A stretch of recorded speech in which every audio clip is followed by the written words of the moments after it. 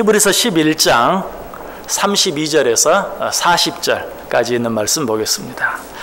히브리서 11장 32절에서 40절까지 있는 말씀입니다.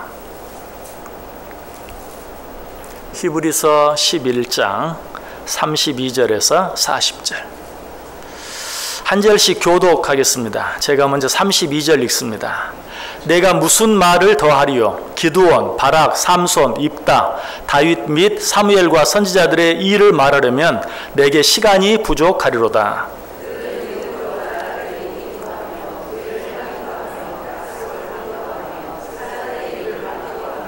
불의 세력을 멸하기도 하며 칼날을 피하기도 하며 연약한 가운데서 강하게 되기도 하며 전쟁에 용감하게 되어 이방 사람들의 진을 물리치기도 하며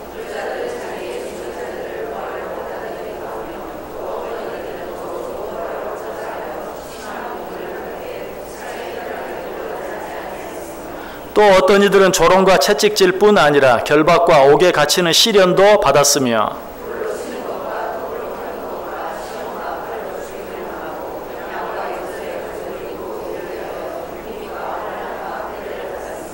이런 사람은 세상이 감당하지 못하느니라. 그들이 광야와 산과 동굴과 토굴에 유리하였느니라.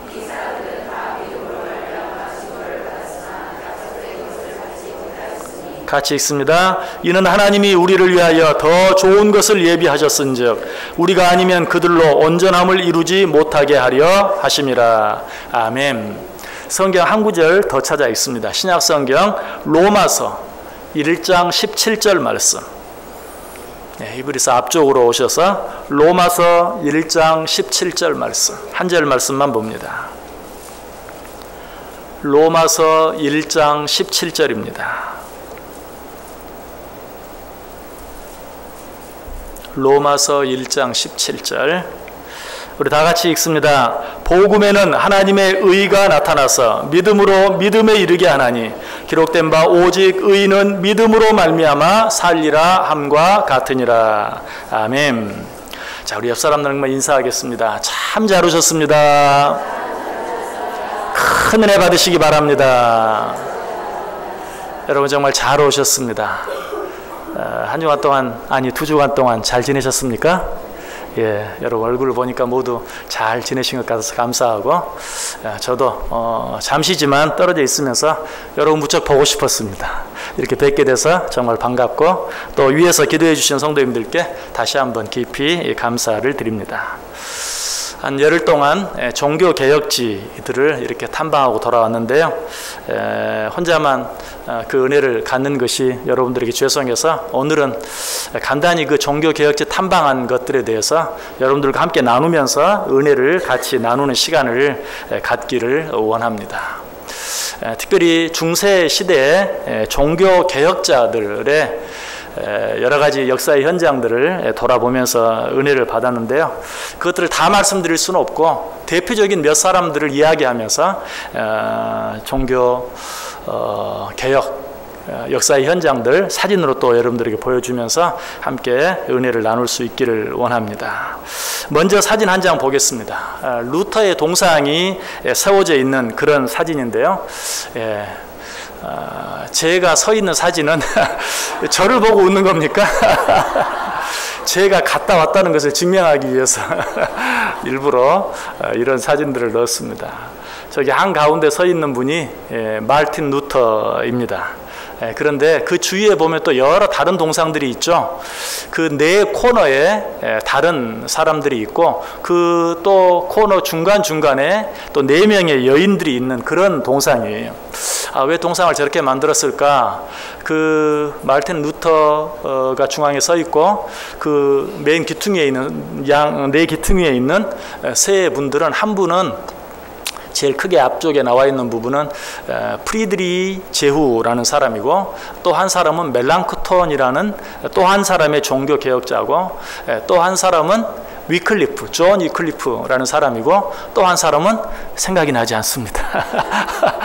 제가 어젯밤에 저것을 어제 금요일날 와가서 도착해가지고 금요일날 금요 기도에 참여하고 잠자리에 들었는데, 한 12시쯤 잠자리에 들었는데 일어나 보니까 토요일 12시더라고요. 좀 많이 피곤했던 모양이에요. 일어나서 점심 식사를 하고 그리고 이제 말씀을 준비하기 시작했는데 여러 가지 정리할 것들이 많고 하다 보니까 오늘이죠. 오늘 새벽 4시까지 했어요. 뭐 시차 때문에 잠도 오지 않고 시간이 그렇게 길어졌어요. 그랬는데 아무튼 그것도 시간이 모자라서 그 마지막 한 사람이 누구인지 찾아보려고 애를 썼는데 찾지를 못했어요. 아무튼 이 말틴 루터의 동상 주변에 있는 이 사람들, 어떤 사람들인가, 말틴 루터가 종교 개혁을 하는데 크게 영향을 받고 크게 도움을 준 사람들이. 그런데 그 가운데 한 사람, 다 설명하고 싶지만 그 가운데 한 사람, 말틴 루터보다 훨씬 앞섰던 존 위클리프라는 사람이 있는데 그 사람은 어떤 사람인가? 여러분 아마 선교에 관심이 있는 사람들은 위클리프 선교회라는 말을 많이 들었을 거예요. 위클리프 선교회가 있는데 이 선교회는 어떤 선교회냐면 성경을 번역하는 선교회입니다. 전 세계에 퍼져서 아직도 그 나라 말로 성경이 번역되지 않아요. 지금은 거의 전 세계 모든 언어로 성경이 번역되었어요. 그래서 이제는 나라 단위가 아니라 종족, 어떤 나라는 여러 부족들이 있고 여러 언어를 쓰는 부족들이 있거든요. 그래서 이제는 종족 단위, 부족 단위로 성경을 번역하는 일을 계속하고 있어요. 그런데 왜 그 선교의 이름이 위클리프인가?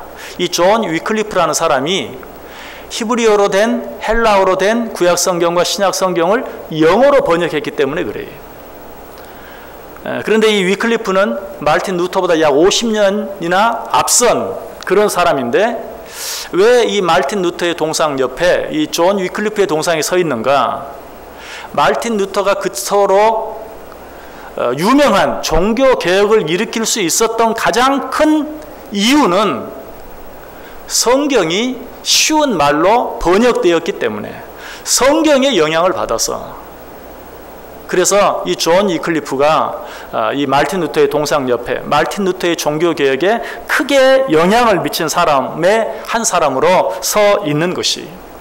여러분 이 사실을 통해서 우리가 제일 먼저 기억해야 될 것은 우리는 또 한 번 어쩌면 종교개혁을 해야 하는, 다시 한번 우리가 우리 자신을 돌아보고 교회를 새롭게 하고 우리를 새롭게 해야 하는 그런 때에 서 있는데 그 일에 있어서 가장 중요한 것은 무엇인가? 그 일을 가장 잘 해낼 수 있는 방법은 무엇인가? 역시 성경으로 돌아가는 것이, 역시 성경 중심으로 돌아가는 것이, 그것만이 진정한 종교개혁이고 그것만이 우리와 교회가 하나님 앞에 온전히 설 수 있는 유일한 방법인 것을 다시 한번 기억해야 돼요.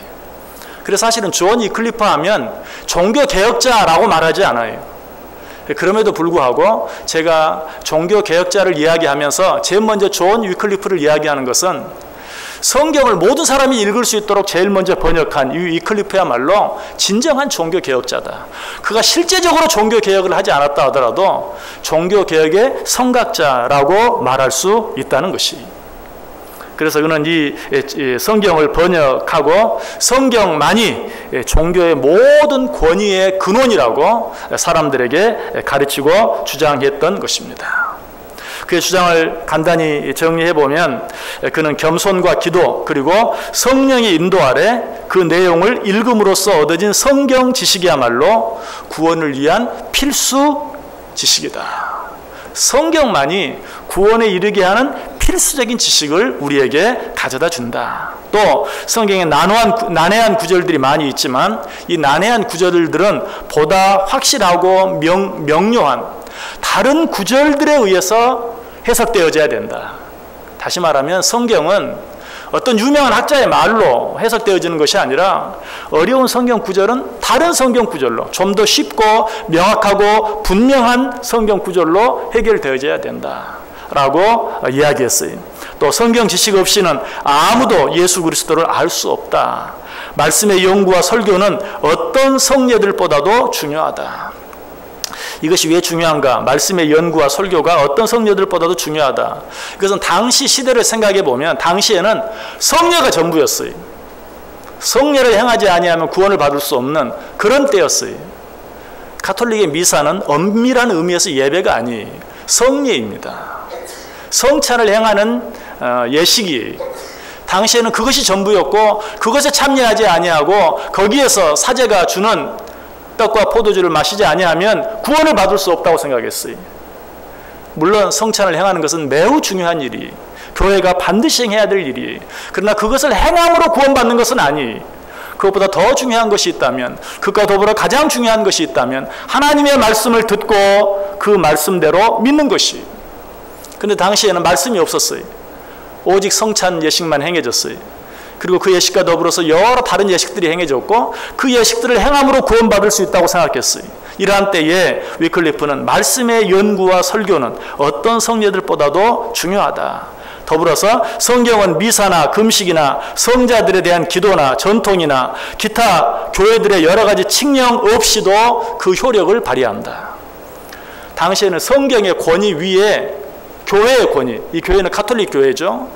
교황의 권위가 그 위에 있었어요. 그래서 교황이 그 말씀에 대해서 뭐라고 말하는가, 어떤 칙령을 바라는가에 따라서 말씀의 권위가 좌우되는 것이, 이건 잘못되어 있다. 하나님의 말씀은 그 어떤 교회나 교황의 칙령보다도 위에 있는 것이고 그런 것과 상관없이 항상 권위를 가진다라고 주장했던 것이, 그는 이러한 신학적 입장을 해서 성경을 번역했어요. 왜? 이 성경을 모든 사람이 보아야 된다고 믿었기 때문에. 당시 교회, 제가 말하는 지금부터의 교회는 다 종교개혁 이전의 로마 가톨릭 교회를 말하는 것이, 당시 교회는 이런 성경의 권위를 인정하지 않고 성경을 일반 성도들이 보지 못하게 했어요. 물론 잘못 보면 잘못 해석할 수 있다, 오류에 빠질 수 있다라는 그런 이유 때문이었지만 결국은 사제들만 성경을 보고 사제들이 마음대로 성경을 해석하고 사제들이 말하지 아니하면 성도들은 성경이 뭐라고 말하고 있는지 말하지 못하고 오직 사제들의 입에서 나오는 말만 듣고 그들이 말하는 대로 행하도록 만들기 위해서 결국 그렇게 행했던 것이, 이러한 것들은 잘못된 것이다. 성경을 모든 성도들이 보게 해야 된다. 그래서 성도들은 어때? 헬라어나 히브리어로 된 성경을 읽을 수가 없어요. 그래서 위클리프는 영어로 성경을 번역했던 것이, 이처럼 성경 번역, 이것은 종교개혁의 시작이 되었다고 말할 수 있고 성경을 번역한 것은 그토록 중요한 일이었어요. 그래서 저는 위클리프에 대해서 어떻게 보면 그 아까 마르틴 루터의 동상을 저희들이 간 것도 그 주변에 있는 사람들을 보기 위해서 간 게 아니에요. 마르틴 루터의 동상을 보러 갔지만 저는 그 마르틴 루터를 보는 것은 당연하고 그 주위에 있는 사람들에게 더 관심이 갔어요. 그리고 특별히 그 중에 존 위클리프, 성경을 번역한 그가 있었기 때문에 마르틴 루터가 있었다라는 그런 생각을 하게 되었어요. 뿐만 아니라 아까 보여준 사진 다시 한번 보여주시기 바랍니다. 그 사진을 보면 거기에 8명의 사람들이 둘러싸고 있는데 이 사진을 통해서 볼 때 어떤 사람이 어떤 위대한 일을 하는 것은 그 사람 한 사람만 가지고는 되어지지 않는다. 주변에 여러 사람들이 함께 동역하고 도와야 된다 하는 사실을 또 깨닫게 되었어요. 여러분, 우리 교회가 하나님의 교회로 온전히 서는데도 마찬가지, 앞에 설교한 한 사람만 가지고 되어지지 않아요. 말씀 듣는 온 성도들이 마음과 뜻이 하나 되어 나아갈 때만 비로소 하나님께서 원하시는 어떤 뜻을 이루어 갈 수 있다는 것이, 이것이 바로 동상들을 통해서 배울 수 있는 것이었고 또 존 위클리프를 통해서 배울 수 있는 교훈이었어요. 존 위클리프는 이와 더불어서 여러 가지 화채설, 자, 우리 성찬식 때 떡을 받습니다. 또 잔을 받습니다. 그 떡이 사제의 손에 들려지는 순간, 그 잔이 사제의 손에 들려지는 순간 예수님의 몸과 피로 변한다는 화채설, 당시 로마 가톨릭은 그것을 주장했어요. 여러분, 그래서 로마 가톨릭은 성도들에게 포도주를 주지 않습니다. 잔을 주지 않아요. 왜? 여러분들이 혹시 미사에 가보셨는지 모르겠습니다. 미사에 가보면 먼저 사제가 큰 잔에 들어있는 포도주를 마십니다. 이건 사제만 마셔요. 그리고는 놓습니다. 이 포도주는 나눠주지 않아요. 왜? 예수님의 몸인 포도주를 받아 마시다가 흘리면, 가끔 우리도 성찬식을 행할 때 흘리는 일이 있어요. 그 흘리면 큰일 나잖아요. 정말로 쏟아진 물은 담지 못한다고, 예수님의 피가 쏟아졌으니 이거 어떻게 큰일 나는 거죠. 그래서 잔은 주지 않아요.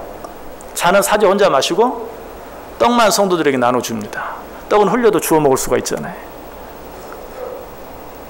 어쨌든 이것이 바로 화채설에 근거한 것이, 그러나 이 위클리프를 비롯한 모든 종교개혁자들은 그건 아니다. 우리가 예수님을 기념하기 위하여 떡과 포도주, 성찬식에 참여하지만 그것이 예수님의 몸이 되고 피가 되는 것은 아니다 하는 것을 이 존 위클리프는 주장했던 것이, 또 교황의 무호성, 로마 가톨릭은 교황은 무호하다고 믿습니다. 그래서 아까 말씀드렸던 것처럼 교황이 옳다 그르다라고 얘기하면 성경이 뭐라고 말했던가에 상관없이 옳은 것이 되는 것이, 예를 들어서 지금 교황이 동성연애 허락한다라고 말하면 동성연애는 성경적인 것이 되고 마는 거예요. 지금의 교황도 여러 가지 면에서 개혁을 하고는 있는데 동성연애에 대해 상당히 긍정적인 그런 교황이에요. 만약에 그 동성연애를 인정하면 동성연애가 교회에서 받아지는 합법적이고 성경적인 것이 되고 말아요. 교황의 칙령이 성경 위에 있어요. 교황은 무오하다. 그러나 위클리프는 그렇지 않다. 그것을 무엇이 증명합니까? 교황이 무오하다는 것. 교황의 여러 가지 그런 가르침이나 칙령들이 시대에 따라서 많이 바뀌고 변했어요. 자, 우리들이 쉽게 확인할 수 있는 한 가지만 볼까요? 처음에 우리 로마 가톨릭은 제사를 허용하지 않았어요. 그래서 우리 한국 가톨릭 교회 성인들이 된 많은 사람들은 제사를 반대하다가 순교한 사람들이. 그런데 지금은 어떻습니까? 제사는 단순히 문화적인 것이다. 괜찮다. 라고 말하고 있어요. 바뀌었어요. 이건 뭐예요? 교황의 어떤 선언, 칙령이 바뀐 것이. 그러면 이전에 제사를 반대하다가 순교한 사람들은 얼마나 억울합니까? 정말 이렇게 표현하는 것이 죄송스럽지만 개죽음을 한 거예요. 왜? 그때부터 제사가 괜찮다고 말했더라면 죽지 않아도 되는데 지금은 괜찮은 제사 때문에 그들은 다 죽은 거예요. 그런데 또 제사가 괜찮은 이 시대에도 그들은 성인으로 추앙하고 있어요. 이런 일들이 왜 일어납니까? 사람의 가르침이 바뀌었기 때문에 그래요. 성경은 바뀌지 않았어요. 그러나 사람의 가르침이 바뀌기 때문에. 이런 것들이 결국 무엇입니까? 교황도 여러 가지 많은 실수를 한다. 역사적으로 이러한 실수들을 말하려면 끝이 없어요. 그러나 로마 가톨릭은 교황의 무호성을 주장하고 교황을 성경 위에 두었어요. 이러한 것들은 잘못된 것이다 라고 위클리프는 주장했던 것이. 여러분, 이 위클리프에 의해서 이제 영향을 받은 존 후스는 어떻게 했는가? 존 후스는 사실 방금 얘기한 존 위클리프보다는 50년이나 뒤진 사람이.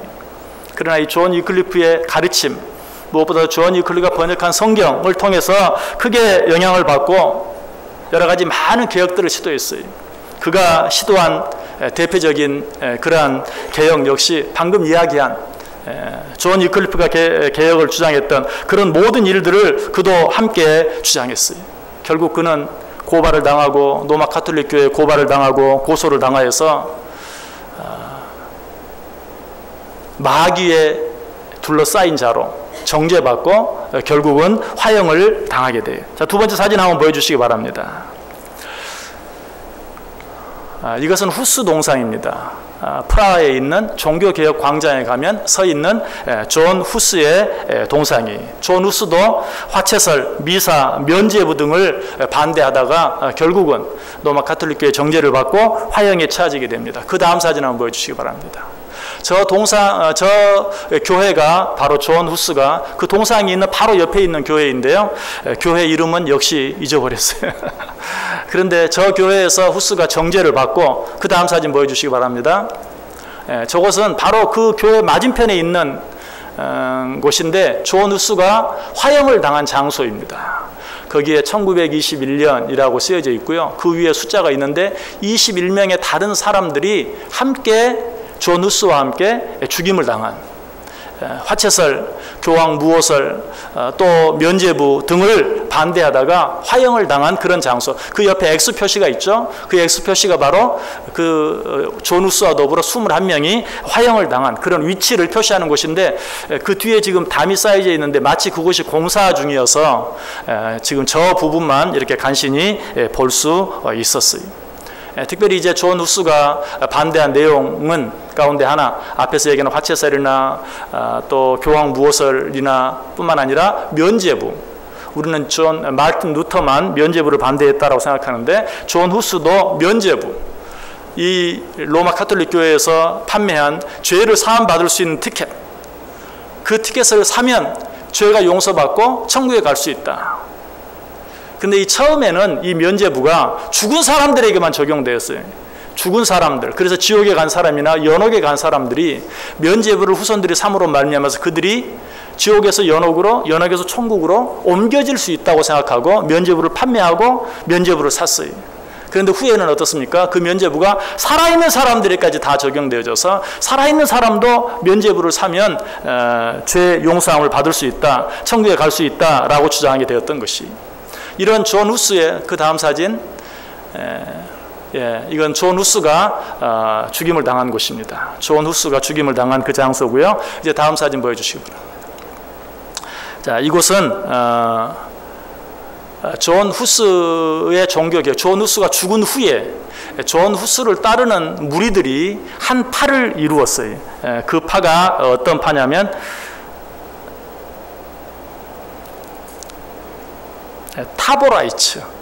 타보라이츠라는 그런 아주 극단적인 그런 파였는데, 저곳은 저 밑에 영어가 보시니 모르겠지만 타보라, 영어도 아닌데요. 사실 프라하 글씨인데, 체코 글씨인데 타보라라고 쓰여 있죠. 타보라라는 마을. 그런데 그 저기에 모여서 존 후스의 영향을 받아서 종교 운동을 펼쳤던 사람들을 타보라의 사람들, 타보라이츠라고 불러요. 저곳을 방문을 했는데, 저곳에 가보니까 모든 도시가 지하화되어 있어요. 그 다음 사진 한번 보여주시기 바랍니다. 저것은 이제 타보라 마을의 지상 모습이고요. 그 다음 사진이요. 이것은 이제 타보라의 지하 마을 속에 들어간 입구입니다. 이 타보라이츠들이 존 후스의 영향을 받아서 종교 개혁에 참여했던 이 타보라이츠들이 당시의 핍박과 박해를 피해서 자기들이 어떤 다른 연장도 없이 농기구로만 하루에 5cm씩 파서 만든 지하 마을이, 저 마을에 숨어 들어가서 이 종교 개혁자들을 죽이고 박해하고 핍박하는 자들과 싸웠던 장소. 다음 사진. 뭐 여기도 상당히 좁죠. 또 저 뒤에 보면은 살았던 그러한 삶의 모습을 이렇게 재현해 놓은 모습도 보이고요. 그 다음 사진이요. 아주 좁은 통로를 조심스럽게 지나가고 있는 모습입니다. 그 다음 사진. 자, 이렇게 해서 존 후스의 종교 개혁이 일어나게 되었어요. 자, 우리는 흔히 이번 올 2017년이 종교개혁 500주년 기념이다라고 했어요. 그러면 이 종교개혁 500주년이라는 이 숫자는 어디서 나왔을까요? 1517년에 마르틴 루터가 일으킨 종교개혁, 마르틴 루터가 비텐베르크 성당 문에 써붙인 95개조의 반박문이 붙어있는 그날을 기점으로 해서 500년이 되는 해를 종교개혁 500주년이라고 말해요. 그런데 저는 지금 누구에 대해서 말했습니까? 훨씬 그 이전, 마르틴 루터보다 150년 전의 사람 존 위클리프, 그리고 마르틴 루터보다 100년 앞선 존 후스를 이야기했어요.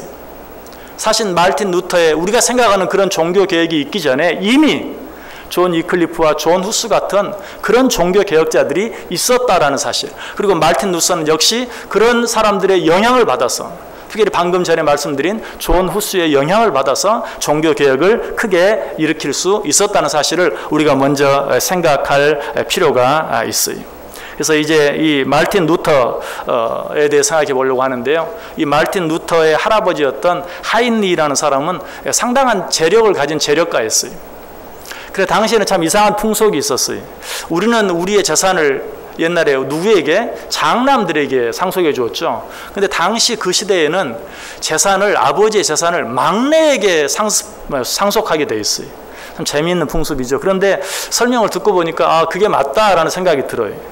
왜냐하면 이제 위의 자녀들은 자라서 나름대로 부모의 도움 아래서 어느 정도 자기의 삶을 개척해 나갈 수 있는 기회가 있는데, 맨 늦게 태어난 막내는 그럴 시간과 그럴 기회가 별로 없죠. 그래서 아버지의 재산을 상속받는다는 거예요.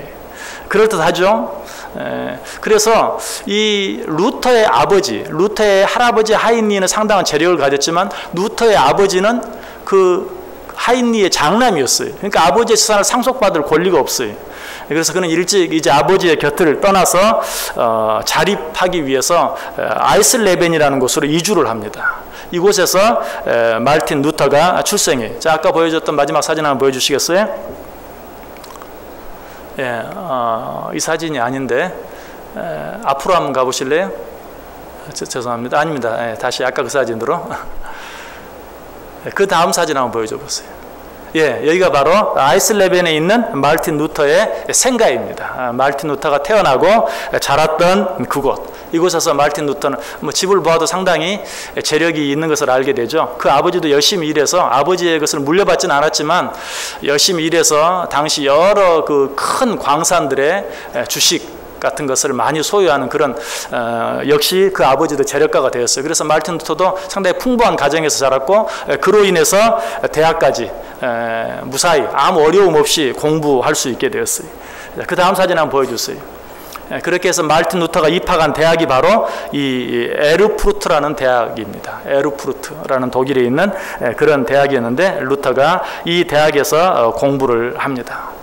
그런데 이 대학을 공부할 때 아버지가 마르틴 루터에게 코프스 이우리스라는 법령집을 선물해요. 이 법령집은 당시에 인쇄술이 발달하지 않은 아직 구텐베르크의 그 인쇄술이 나오기 전이었거든요. 그래서 굉장히 비싸요. 이 책 한 권을 사는 게 엄청나게 비싸요. 뭐 가격을 이야기했는데 역시 제가 정확한 가격이 생각이 나지 않아요. 엄청나게 비싼 이 법령집을 선물했는데 그 이유가 무엇인가? 너는 꼭 법률가가 되어라. 그 아버지가 나름대로 돈을 모으긴 했지만 신분적으로 이렇게 높은 신분, 당시 높은 지위에 있지는 못했기 때문에 너는 꼭 법률가가 되어서 높은 지위에 있는, 높은 신분에 있는 우리 가문을 그런 높은 지위를 가진 그런 가문으로 만들어라 하는 그런 뜻에서 이 비싼 법령집을 선물했어요. 그래서 이 마르틴 루터는 아버지의 뜻을 따라서 이 에른푸르트 대학을 졸업하고 법과 대학에 진학하게 됩니다. 그런데 이 법과 대학에 진학한 지 2달 만에 친구들을 많이 모아놓고 큰 파티를 열고 그 친구들에게 이런 말을 해요. 오늘 밤 이후로는 나를 절대 볼 수 없을 것이다. 이 말이 무슨 말이에요? 나는 이 대학을 떠나겠다라는 것이죠. 그리고 실제로 자기가 가지고 있던 모든 책들을 다 친구들에게 나누어 주어버립니다. 그리고는 어떻게 하는가? 어거스틴 수도원에 들어가요. 자, 다음 사진 한번 보여주시기 바랍니다. 예, 이곳이 바로 마르틴 루터가 법과 대학을 다니다가 그만두고 들어갔던 어거스틴 수도원입니다. 왜 그가 그렇게 했는가? 당시에 그들의 모든 사상을 지배했던 극단적인 경건주의 때문에 그래요. 이 극단적인 경건주의라는 것은 무엇인가? 이 세상의 모든 유혹을 피해서 경건하게 모든 인간적인 정욕과 사탄의 유혹을 물리치고 자기 자신을 몸과 마음과 영혼을 온전히 순결하게 하지 아니하면 또 성경의 모든 규율들을 지키지 아니하면 절대로 구원받을 수 없다는 극단적인 경건주의 때문에 마르틴 루터는 괴로웠어요. 아마도 대학을 다니면서 법과 대학을 다니면서 세상에 많은 유혹들을 받았을 거예요. 그리고 실제로 그런 일들을 행했는지 행하지 않았는지는 알 수 없지만 자기 심령이 그런 유혹을 당하는 그런 모습을 보면 괴로웠을 것 같아요. 그래서 이래서는 안 되겠다 하고 모든 걸 포기하고 정말 당시의 가르침대로 자기의 몸과 마음과 영혼을 깨끗이 하고 모든 유혹으로부터 자유롭게 하기 위해서 이 어거스틴 수도원에 들어갔던 것이. 이 어거스틴 수도원에 들어가서 그는 이제 정식으로 수도사의 자격을 받게 되고 방을 얻게 되는데 가로 세로 약 2m 되는 난방이 전혀 되지 않는 그런 방을 얻게 되고 그 방에 들어가 보니까 그 방 창문을 열면 바로 앞에 공동묘지가 보여요. 근데 그 공동묘지는 어떤 묘지인가? 자기가 죽으면 묻히게 될 공동묘지. 그러니까 날마다 자기가 묻히게 될 땅을 생각하면서 수도를 하는 거죠. 그런 어거스틴 수도원에 들어가게 돼요. 그런데 어거스틴이 이런 수도원에 들어가게 된 이유가 무엇인가? 여러 가지 것들을 이야기합니다. 그가 어느 부활절 휴가를 맞아서 자기가 다니던 그 법과 대학이 있던 곳에서 자기 집으로 돌아가는 길에 잘못해서 다리에 핏줄이 잘라지게 되는, 그래서 엄청나게 피를 흘리고 거의 죽게 되는 그런 위험한 일을 한번 당하게 되기도 하고요. 또 당시 그가 공부하던 그 에르푸르트 지역에 휩쓴 흑사병 같은 그런 엄청난 전염병으로 인해 자기의 가장 친한 친구가 죽는 그런 일을 겪기도 해요. 또 한 가지 일은 그가 이제 수도원에 들어가기 얼마 전에 자기 집에서 공부하는 곳으로 돌아오다가 벼락이 쳐서 엄청난 나무가 쓰러지는 그 모습을 보고 너무 두려워서 루터가 제발 나를 살려달라고 외치면서 나를 살려만 주시면 수도원에 들어가겠다고. 성모 마리아, 당시 로마 가톨릭의 표현이죠. 성모 마리아의 어머니 성 안느에게 서원을 하면서 나를 살려주시기만 하면 내가 수도원에 들어가 수도사가 되겠습니다라고 서원을 했다고 그래요. 이 서원 때문에 그는 결국 아버지가 그렇게 원했던 법과대학을 포기하고 어거스틴 수도원에 들어가게 되는 것입니다. 이렇게 해서 그는 수도사가 되고 후에 사제가 되고 그리고 사제가 되어서 이제 미사를 직접 집전하고 하는 일까지 다 행했어요. 그런데도 마음에 평안이 없었어요. 그가 수도원에 들어가게 된 이유가 무엇이었다고요? 그 세상의 유혹에 자신의 마음이 빼앗기는 것이 두려워서 이래서는 안 되겠다 다 포기하고 수도원에 들어갔어요. 수도원에 들어가서 온갖 정진을 하는데도 세상 모든 일을 잊고 정말 수도에만 전념을 하는데도 마음에 평안이 오질 않아요. 그런 모든 유혹으로부터 자유로워지지 않아요. 너무 괴로웠어요. 그래서 이 수도사들에게도 어떤 뭐 주임 사제와 같은 그런 고해 사제라는 사람이 있었는데 그 고해 사제에게 자신의 마음이 불안하고 평안하지 못하고 두려운 것을 이야기했어요. 그런데 그의 고해 사제였던 요하네스 스타우피즈라는 사람이 그에게 말합니다. 오직 하나님의 은혜와 용서하시는 사랑에 스스로를 맡기라. 네 노력으로는 되지 않는다. 너 자신을 온전히 하나님의 은혜와 사랑에 맡기라 라고 이야기해. 이 말이 루터에게 굉장히 영향을 주었어요. 그리고 그 후로 정말 하나님의 은혜에 자신의 모든 것을 맡기기 위해서 애쓰며 노력했어요. 그러나 그것도 결국은 자신의 노력이죠. 어쨌든 이런 가운데서 그는 석사학위를 취득하고 박사학위를 취득하고 해서 비텐베르크 대학의 교수가 됩니다. 그 교수가 된 후에 그는 시편을 강의하고 그리고 두 번째로 로마서를 강의합니다. 로마서를 강의하다가 그의 마음에 크게 와서 부딪히는 성경 구절이 있었어요. 그 구절이 바로 아까 우리가 두 번째로 읽었던 로마서 1장 17절이었어요.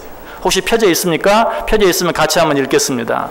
복음에는 하나님의 의가 나타나서 믿음으로 믿음에 이르게 하나니 기록된 바 오직 의인은 믿음으로 말미암아 살리라 함과 같으니라.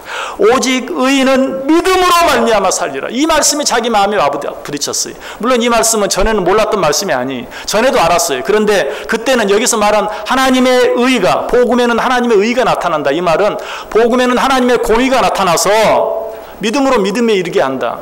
잘못한 사람은 벌 주고 잘못한 사람들에게는 복수하고 그렇게 함으로 말미암아서 결국은 하나님의 공의를 이루게 만드신다. 그러니까 그 말씀은 어때요? 굉장히 두려운 말씀이에요. 그런데 이제 그 말씀의 의미를 바로 깨닫게 되는 것이 여기서 말하는 하나님의 의가 내가 노력해서 얻는 의가 아니라 예수 그리스도의 은혜로 말미암아 예수 그리스도의 십자가의 의로 말미암아 내게 거저 주어지는 의라는 사실을 깨닫게 되었어요. 여기에서는 루터가 회심하게 되는 것이 내가 지금까지 내 행위로 내 노력으로만 이 의를 얻기 위해서 했었는데 그것이 나를 조금 더 평안하게 만들지 못했다. 나를 더 두렵게 만들고 더 불안하게 만들고 내게 있는 평안마저도 빼앗아 갔다. 그러나 예수 그리스도의 십자가의 은혜로 말미암아 주어지는 의를 깨닫고 나서 비로소 그는 어때요? 마음의 평안을 얻게 되었어요.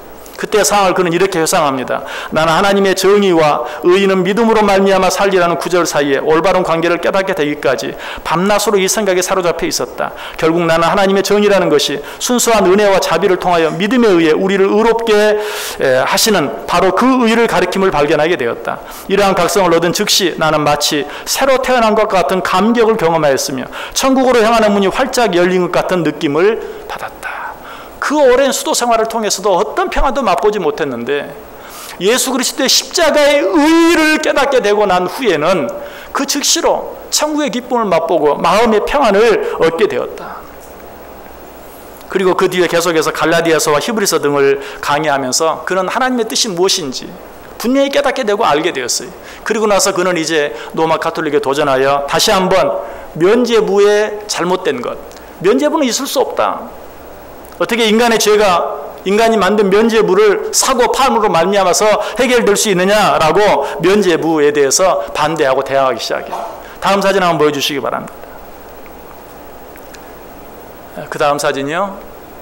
이것은 아까 설명을 못 드렸는데 루터가 벼락을 맞았던 곳에 세워졌던 그런 그냥 거기 뭐 벼락을 맞았던 나무가 쓰러졌던 곳이니까 아무것도 없죠. 그냥 비석을 기념으로 하나 세워놓은 것입니다. 다음 사진이요. 이것이 그 마르틴 루터가 다녔던 대학입니다. 그 다음 사진이요. 이걸 보려고 그랬는데 이게 바로 면죄부 통입니다. 이 루터의 박물관에 보관되어 있는 면죄부통, 저쪽에 지금 동그란 구멍이 하나 있죠. 거기에 동전, 당시에는 지폐가 없었다고 그래요. 동전만 넣었는데 동전을 넣고 면죄부를 받아가는 그런 면죄부를 사는 헌금함이었어요. 저 안에 동전을 떨어뜨리면 동전이기 때문에 땡그랑 소리가 나죠. 그 소리가 바로 우리를 천국으로 부르는, 우리가 천국에 올라가는 소리라고 했어요. 그 다음 사진 한번 보십시오. 이거는 면죄부 안 통인데요. 아무튼 자물쇠가 아주 그냥 요란하게 붙어 있습니다. 근데 이 면죄부 안에 면죄부를 사는 있는 헌금을 넣는 순간 그는 천국으로 옮겨진다라고 주장했던 그런 면죄부예요. 자, 얼마나 어리석고 얼마나 잘못된 일입니까? 그런데 마르틴 루터도 지금까지는 그것이 맞다고 생각하고 따라왔어요. 그런데 이 면죄부가 잘못된, 성경에 대해서 알게 되고 인간은 그 어떤 다른 것으로는 구원받을 수 없고 오직 예수 그리스도의 십자가의 의로만 구원받을 수 있다는 사실을 깨닫고 이제 이 면죄부를 반대하고 그것에 대해서 대항해서 결국은 어떻게 하게 됩니까? 비텐베르크 성당에 95교제의 반박문을 쓰게 돼요. 여러분, 그런데 참 아이러니컬한 것은 이 면죄부의 가장 확실한 증거가 무엇인가?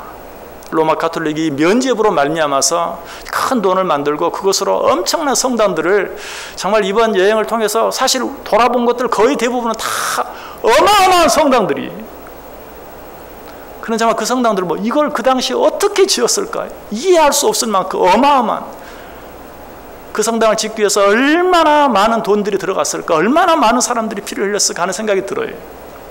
그런데 이 면죄부로 말미암아 지어진 대표적인 성당이 있어요. 그게 어떤 성당인가? 바로 바티칸의 성 베드로 대성당이. 다음 사진 한번 보여주시기 바랍니다. 예, 저 바티칸의 성 베드로 대성당, 저 뒤에 도움이 있는 그런 사진이 바로 바티칸 대성당이죠. 저것이 면죄부를 판매해서 지은 성당이에요. 또 저 성당을 짓기 위해서 발행한 면죄부는 다른 면죄부와도 좀 특별해서요, 절대 면죄부라는, 반드시 구원받는 그런 면죄부를 만들어서 돈을 걷고 그 돈으로 말미암아 지은 성당이 지금 로마 가톨릭 가장 대표적인, 교황이 있는 바로 그 옆에 건물이 교황이 머무는 그런 곳이죠. 여러분들 가끔 TV에서 보시면 그 옆에 있는 건물의 어떤 창문에서 교황이 어떤 절기를 맞으면 말씀을 선포하는 그런 어떤 곳이죠. 바로 저 바티칸 성당이 면죄부로 지어진 대표적인 성당이라는 것이. 그런데 어쨌든 이 면죄부에 대해서를 루터가 잘못되었다고 반대하자 결국 루터는 교황청에 고발이 되게 되고 교황청에서 그를 불러서 역시 그에게도 사죄, 파면을 내리고 그리고 그를 이제 어떻게 처형할 것인가 하는 것을 결정하는 그런 자리까지 이르게 돼요. 그 다음 사진 한번 보여주시기 바랍니다. 이것은 이제 캐슬 교회, 캐슬, 성같이 생겼죠. 그래서 캐슬 교회라고도 부르는데 마르틴 루터가 저 교회의 북쪽 문에 면죄부가 잘못되었다는 것을 95개 조항으로 반박하는 그런 내용이 거기에 붙었던, 그 다음 사진 보여주시기 바랍니다. 저거는 바로 그 캐슬교회 내부고요. 그 다음 사진, 저게 바로 캐슬교회 교회의 북쪽 문에 그 당시에는 종이로 써서 붙였는데 그거를 지금은 동판으로 그대로 새겨서 아예 만들어 놓았어요. 그 95개조 내용을 동판으로 새겨서 저 문에 만들어 놓았는데 저것으로 인하여 마르틴 루터는 정죄를 받고 결국은 사제 파면을 당하고 결국은 처형에 당하는 그런 위험에까지 다다르게 되죠. 그러나 이런 루터를 구하기 위해서 이 루터를 사랑했던 당시의 어떤 제후였던 프리드리가 그를 끌려가는 길에서 납치하여 살려줍니다. 그 다음 사진 한번 보여주시기 바랍니다. 이것은 이제 루터가 그 당시 정죄를 받던, 로마 교황청의 정죄를 받던, 심판을 받기 위해 섰던 자리에 저 신발을 만들어 놓았어요. 루터가 서서 정죄를 받았던 곳. 그 다음 사진이요. 제가 그 신발 안에 들어가서 한번 서 보았습니다. 그때의 심정이 어떠했을까? 그때의 심정이 정말 이거는 죽음의 기로에 서는 것이, 그러나 저기에 서서도 루터는 조금도 양보하지 아니하고 당당하게 자기가 믿는 그런 신앙을 고백했던 모습을 우리가 보게 됩니다. 그 다음 사진 보여주시기 바랍니다.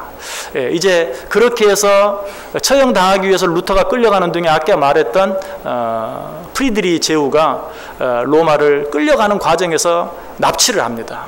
그래서 저 성에 가서 살게 하는데요. 저 성의 이름이 바르트부르크라는 성입니다. 바르트부르크. 그 다음 사진 보여주시기 바랍니다. 저 바르트부르크 성의 내면의 모습이고요. 그 다음 사진이요. 이제 이 성은 그 바르트부르크 성에서 10개월 동안 피신해 있었는데, 거기에서 루터가 행한 가장 유명한 일은 성경을, 헬라어로 된 신약 성경을 독일어로 번역한 일이에요. 아까 존 위클리프가 영어로 번역했던 것처럼 이번에는 마르틴 루터가 헬라어로 된 성경을 단 3개월 만에, 얼마나 놀랍습니까? 이 바르트부르크 성에서 단 3개월 만에 독일어로 번역을 해요. 그것이 또 독일교에 큰 영향을 미치게 됩니다. 지금 이제 저 교회는 그곳에서 나와서 마지막, 죽기 전에 마지막으로 마르틴 루터가 설교했던 교회입니다. 그 다음 사진이요. 그 다음 사진, 같은 사진이고, 저것은 지금 그 교회 안에서 우리가 마침 그날 주일이었어요. 그래서 주일 예배를 그 교회에서 드렸어요. 참 정말 의미 있는 주일 예배를 마르틴 루터가 마지막으로 설교했던 그 교회에서 주일 예배를 드렸는데, 근데 사모님들이 앞에 나와서 특송을, 예배 중에 특송을 하는 내용입니다. 그 다음 사진이요.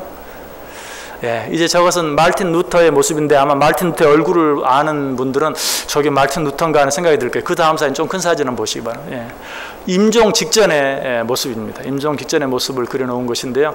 온몸이 여러 가지 질병으로 온몸이 부어서 정말 죽기 직전의 모습. 그런데 저 사진을 보면서도 로마 가톨릭 교회에서는 이 루터를 정죄하기 위해서, 루터가 살찐 걸 보아라, 루터는 정말 타락한 그런 사제였다라고 얘기하고, 그는 뭐 부를 축적하기 위해서 축적하고 온갖 쾌락을 즐기는 그런 사람이었다라는 것을, 저렇게 퉁퉁하게 부어있는 모습을, 사실은 죽기 전에 그냥 온갖 질병으로 고통 속에서 죽어간 모습인데, 그것을 그렇게 비아냥거리기도 하고 비판하는 그런 일들이 있습니다. 자, 그 다음 사진 보여주시기 바랍니다.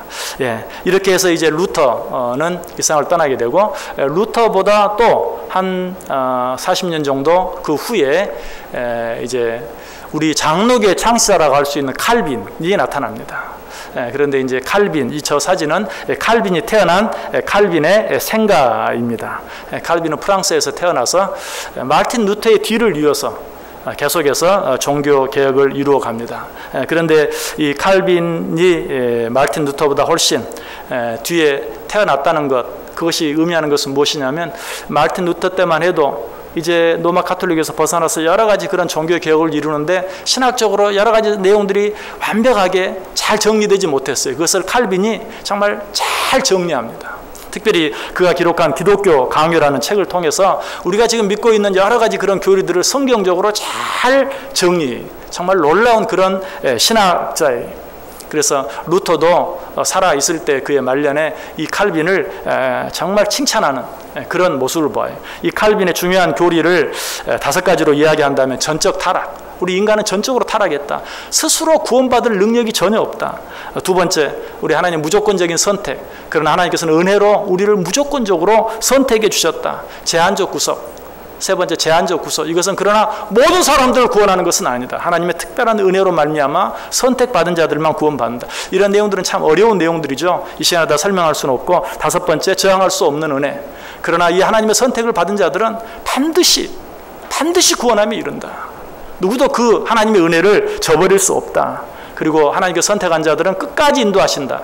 우리 이번 수요일에 구원론 공부하면서 우리 정강소님 통해서 성도의 견인에 대해서도 들으셨죠? 하나님께서 구원하신 자들은 반드시 끝까지 책임지시고 반드시 인도하신다.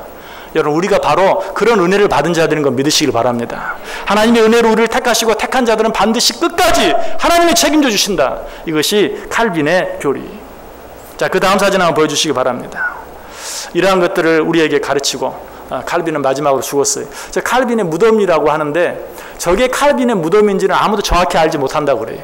워낙 칼빈을 사랑하는 사람들이 칼빈의 무덤을 찾기 위해서 여러 가지 추측해서 이것이 칼빈의 무덤일 것이다 라고 말하지만, 그것을 확실하게 증명할 수 있는 자료는 아무것도 없어요. 증거는 아무것도 없다고 그래요.